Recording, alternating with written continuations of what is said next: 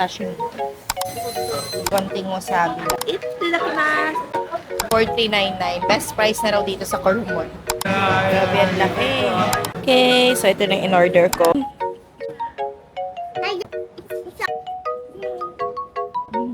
Sarap.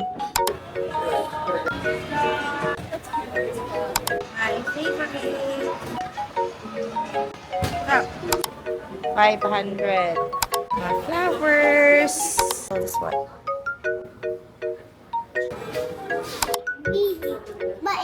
Yum yum. Try natin yan. Wow. Sashimi. Sa grocery, bumili nito na lang. Laki ng manok buuan ng mga pinamili namin doon. Papakita ko na lang sa inyo isa-isa. So, ito.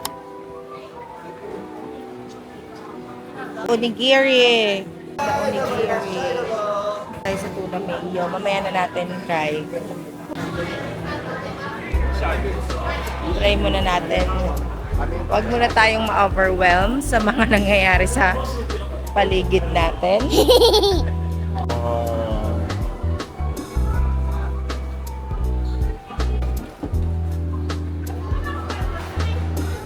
Bilihan din dito ng mga salubong. Nalala ko dito kami last time na grocery ni Mark. Tapos nagluto kami sa loob ng apartment.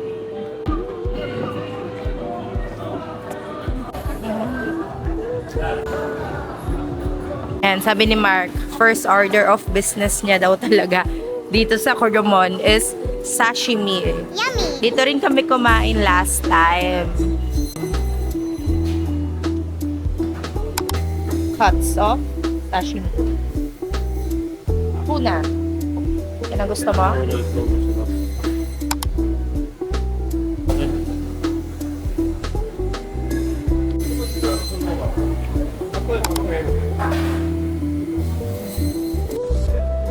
May konting wasabi lang. Konting-konti lang. Hindi tayo fan ng maanghang. Itadakimasu! Yummy! Ah. 40.99. Best price na raw dito sa Korumon. Sarap din. Grabe, ang laki. Hindi malalaki yung mga strawberries nila ngayon. Kasi hindi naman winter. Okay na rin. Feel ko matamis pa rin yan. Bibili tayo one of these days. Okay. So, ito na yung in-order kong onigiri. Freshly made onigiri. Nalagay dyan. Tanggero na eh. Yan. Oh. Hello! And this is our breakfast. Same. And tamago. Sarap niyan.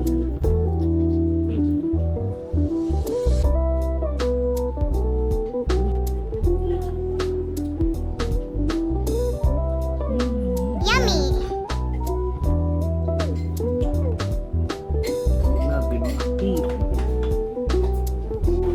$500. More seafoods.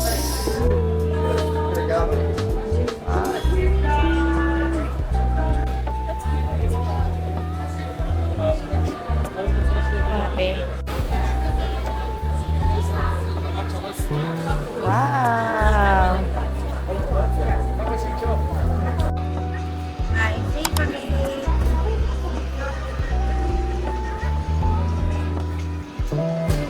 Yummy! Bili tayo nito. Ang masarap. Tapos, bibili din tayo ng sugar. Brown sugar and much. Mga flowers.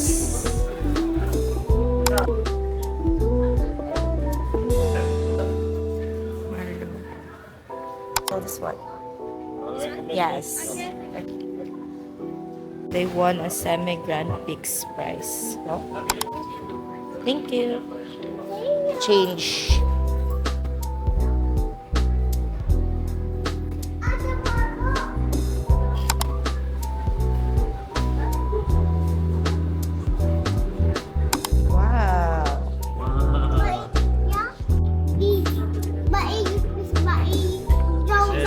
Hindi yan mainit. That's melon.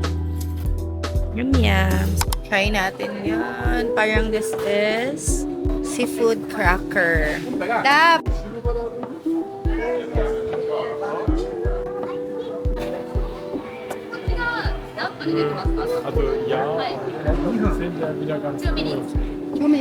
Thank you.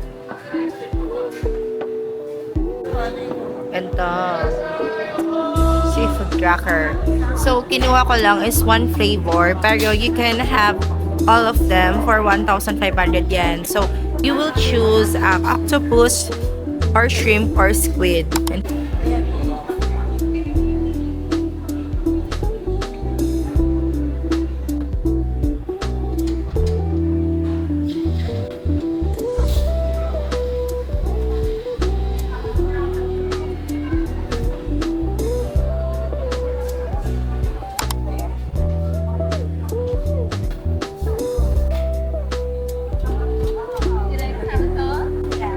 Just a little bit spice. Not love. Si Margo.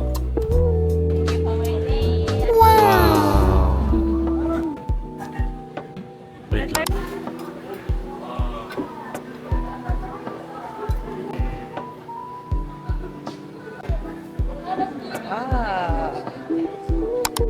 This is a sashimi oyster.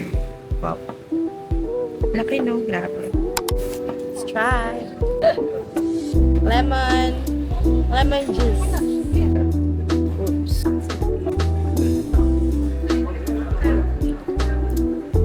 Expected fried.